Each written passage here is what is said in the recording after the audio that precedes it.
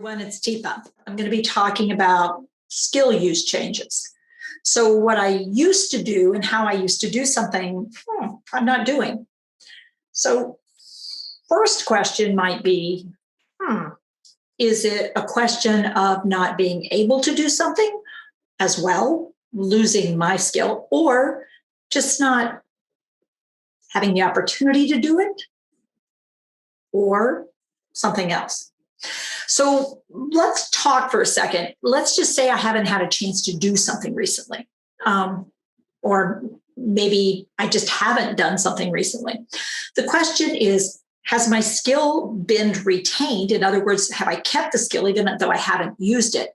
And an example might be, if you've done something a long time in your life, you have sort of what we call that muscle memory, that motor memory, that procedural memory kind of thing. So, for instance, picking up a coffee mug. We don't typically think of that as requiring a lot of skill unless the coffee mug is really full. But let's say routinely, I don't fill the coffee mug up that much. I mean, there's usually about a half an inch to an inch of space at the top where I'm not. So how careful I have to be, how much skill I have to show and use to do that. Well, it's adequate for what I have until the time I fill it up a little bit more. And now, I spilled it.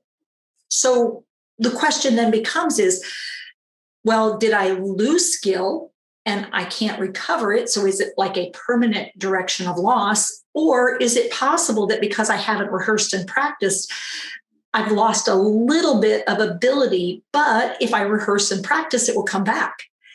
Now the question becomes, do I want to put the effort in rehearsing and practice, or would I rather work on not filling the cup up as much? Compensation versus restoration. Do I want to restore some function, or do I just want to compensate for my changed ability? And as I gradually don't fill it up, and then maybe do I have an accident even though it's a half inch down? If not, then what we might say is, okay, well, now I've retained a skill for this ability and I'm going to maintain it because, as long as I keep filling up that half and I don't spill it, well, then evidently I still have the skill. Well, but let's say I do fill it up and now I start spilling. Now I'm losing ground, quite honestly, even though I was trying to keep going and I was doing this thing routinely, then my skill change isn't a disuse atrophy.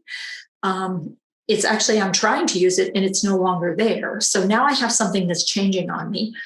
And it may change in a way that impacts how I do things. It may make me less safe. It may make me less skillful.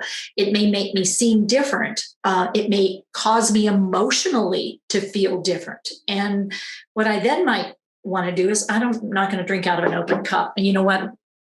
I'm only going to drink out of something that's covered up. That way, I don't have to worry about it. So now I've actually switched. Now I'm really doing something different. And I'm not actually practicing that skill of upright anymore. So if it were only about drinking out of a cup, well, that would be okay. And if it was only about drinking one thing, one time.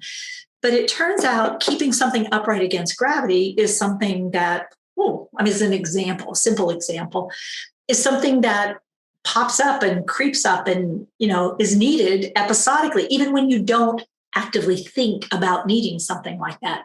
And so sometimes what happens, we have skill changes that because we're focused on something else, we don't really recognize we aren't really as skillful as we were until there's an or a mistake or something, and somebody else might notice it before we do. And so we get to this place where someone else is pointing something out, or maybe I notice, wow, man, I am really not doing well on this. So then we get this emotional thing that goes on. And then the question becomes, do I have enough confidence and competence in myself, and competence to try, that I could choose and feel comfortable working on this and trying to figure this out and be willing to take the risk that I need to take to test this out? Can I get better if I try? Well, now there's another piece of emotion. Well, do I care enough about it? I mean, because it turns out human beings, as we live and age and go through our lives, we develop a lot of skills over time. And, frankly, sometimes we want to keep some of them because they come in so handy, or I care a lot about them. And then others I keep, I develop, and then, I let them go because, I'm not doing that anymore. So let's take that, riding the bike business. When you're a young kid, often that ability to get on a bike, and first with a tricycle, and maybe then with training wheels, and then maybe they take the training wheels off. And sometimes we have things happen, we take training wheels off, but sometimes you make it through there, okay? And gradually you become more able to do this thing with your body on a bike without the training wheels. And sometimes people get quite good at it, and it's a great way to get around. It gives you a level of speed and independence. And so what you are figuring out is, look, even though I'm a being that can move around with my feet, now I've got another way to get around. How cool is that? And that's sort of fun and exciting and interesting. It's great. And then we get a car. Whole bunch of new skill sets. But now the bike may or may not stay part of my life. And so I could go years and years without doing anything much with a bike, or many other things. I mean, just picking a bike just because. Now all of a sudden I'm at the beach and somebody suggests, let's get the bike and ride down the boardwalk. And it's like, oh, I haven't been on a bike in a long time. So now I have to guesstimate. I have to really do this guesstimate. What do I think my skills are at this point compared to how they were? Do I feel confident and competent enough to give this a try? And am I going to be accurate? So that self-awareness thing. And then there are other people around. Well, you've ridden before, haven't you? And so now that's sort of like that dare. Come on, let's try it. You could do this. And let's say, though, I have something in my history that says, well, but I've had accidents on bikes before. Oh, now there's a whole different thing here. And that fear of failure can really get in our way for trying something. Or do I have enough support that this might actually work out? If I get a wide tire and I'm not trying to do gear shifts at the same time, it's a nice flat seat, it's a nice flat surface, not a lot of hills, not a lot of people, not a lot of traffic. In other words, I'm using environment to my advantage. The task has been somewhat simplified because I haven't done this in a while. I don't know how it's going to go. My partner, if I have one, is being supportive, but not pushing me, just supporting me. There's a difference between pushing and supporting. Sometimes it's hard to tell what you're doing until somebody gives you a push back, and then you realize, oh, guess I was pushing. Sorry. I was just trying to be supportive. And then we have to realize there's the environment, there's my helper, has anything changed in me that I should know about? Do I have changes in my vestibular system? Do I have changes in my fine motor skill sets? Do I have changes in my sequencing, my visual perceptual skills? Do I have changes in my strength, endurance, coordination, balance? Boy. Now, let's talk about the possibility of living with neurocognitive degeneration, dementia, brain change. What do we think? Well, we know the direction that this system is traveling. So the question then becomes, how do we provide just the right support, the opportunities, the environment, the emotional support, but not pushing for people to regain, attain, sustain, compensate, find comfort, because sometimes it gets a little too painful to keep trying something and realize it doesn't matter how hard I try, I can't seem to figure out how to do it. Or if you give me really painful feedback about how I'm doing.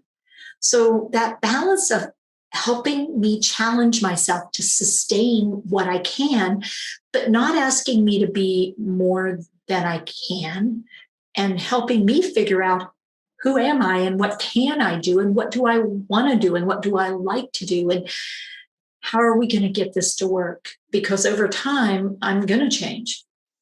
So are you. But this whole idea of being whole as I am, but being interested in still continuing to grow new synapses, sustain my synapses, find new places to be, find a way to feel valued and purposeful. Find a way to find pleasure and joy in being alive.